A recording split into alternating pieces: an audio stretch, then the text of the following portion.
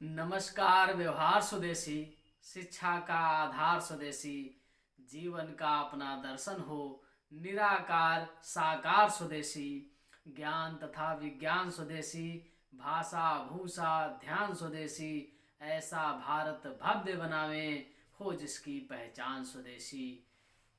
हमारा देश स्वदेशी देश बने, आत्मनिर्भर देश बने, इसके लिए vocal for local, local for vocal. निरंतर हमारे देश के प्रधानमंत्री आदरणीय माननीय श्री नरेंद्र मोदी जी समस्त देशवासियों से लोकल फॉर वोकल होने की बात कह रहे हैं।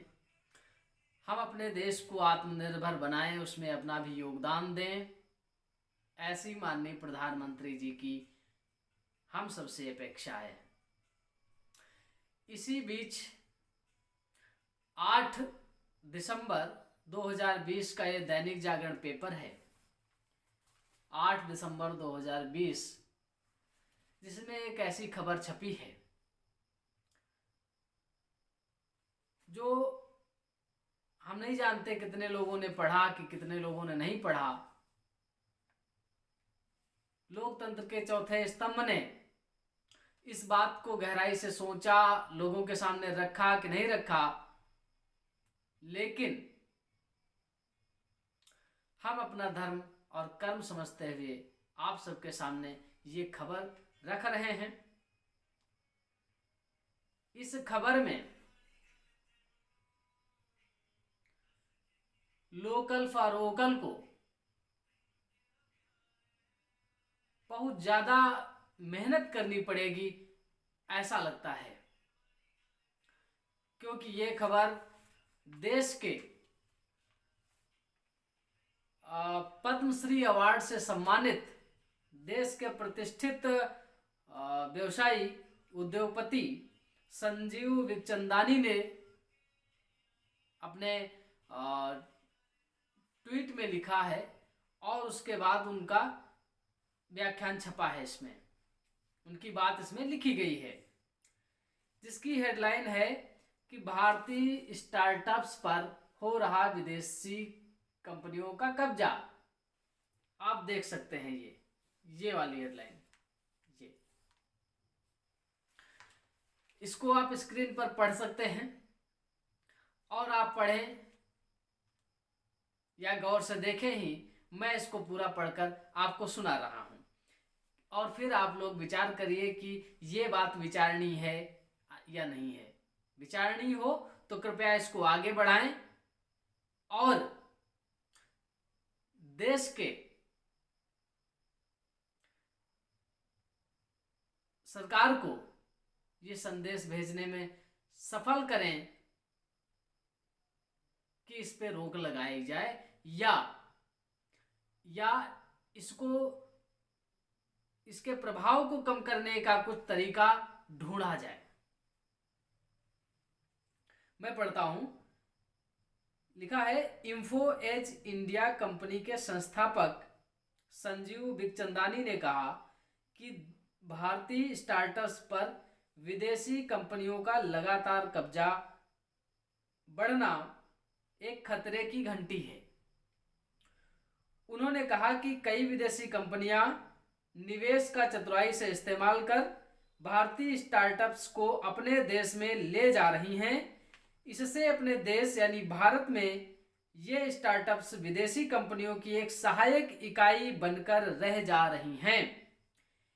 इस तरीके से विदेशी कंपनियों का भारतीय स्टार्टअप्स पर कब्जा भी हो जाता है और वे भारतीय कानून की जद में आने से भी बच जाती हैं। बिखचंदानी का कहना है कि पिछले कुछ वर्षों में यह खेल बहुत तेजी से चल रहा है। ऐसे स्टार्टअप्स की संख्या लगभग 1000 तक होने की बात कही है उन्होंने। इसी तरह से इन स्टार्टअप्स के जरिए भारतीय अर्थव्यवस्था का हिस्सा बनने वाली 17 लाख करोड़ रुपए की पूंजी दूसरे देशों की हो गई है। 17 लाख करोड़ रुपए, भाइयों, ये कोई छोटी रकम नहीं होती है। हमारे देश का जो बजट होता है, बजट एक साल का, उससे भी ज्यादा है। 17 लाख करोड़ रुपए की पूंजी विदेशी लोगों के कब्जे में जा चुकी है। आगे लिखा है कि पद्म पुरस्कार से अलंकृत बिखचंदानी की गिनती भारत के सफल उद्यमियों में होती है। ट्वीट के जरिए अपनी आशंकाओं को जाहिर करते हुए उन्होंने कहा कि इसे इतिहास में ब्रिटेन की ईस्ट इंडिया कंपनी द्वारा भारतीय बाजार पर किए कब्जे की तर्ज पर देखा जा सकता है। बहुत ही गंभीर बात कही है, और यह बात जितनी जल्दी हम सब समझ लें, हमारे देश की सरकार समझ ले, उतना ही बेहतर होगा, हमारा भारत उज्जवल होगा। आगे भी इसमें लिखा है कि उन्होंने इसे स्पष्ट करते हुए कहा कि कई विदेशी फंड्स के काम करने का तरीका बहुत सीधा मगर चतुराई भरा है।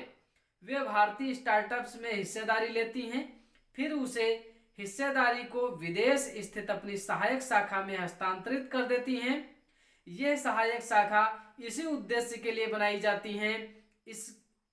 उसके बाद वे भारतीय कंपनी की पूर्ण स्वामित्व वाली कंपनी, विदेशी कंपनी बन जाती हैं, जिस पर सरकार का कोई नियंत्रण नहीं रहता है। ये काम बड़े पैमाने पर हो रहा है। इन्फोएज इंडिया के पास वर्तमान में नौकरी.com, जीवनसाथी.com और 99acres.com जैसी प्रमुख सहायक इकाइयां हैं। इसके अलावा बिखचंदानी ने जोमेटो और पॉलिसीबाजार.com जैसे स्टार्टअप्स में भी निवेश किया हुआ है। आप इस खबर को दैनिक जागरण 8 दिसंबर 2020 के पेज नंबर 11 पर पढ़ सकते हैं और इस पर विचार कर सकते हैं। संजीव बिखचंदानी ने जो आरोप एक लिख दिया, ईस्ट इंडिया कंपनी की तर्ज पर काम कर रही हैं, लेकिन किसी सोशल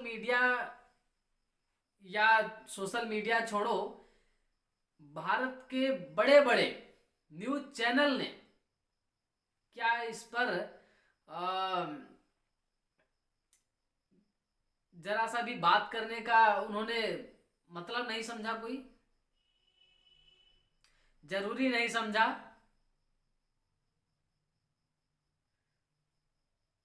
मैं चाहता हूं कि हमारा देश तन से मन से हर प्रकार से स्वदेशी को अपनाए और स्वदेशी हो। स्वदेशी से ही विश्व गुरु का सपना सफल हो सकता है, अन्यथा यह सपना सपना ही रहेगा। आप सब अपनी राय कमेंट बॉक्स में लिखें और आप इस जानकारी को जरूर साझा करें। आप सबको बहुत बहुत धन्यवाद। जय हिंद, जय भारत, वंदे मातरम।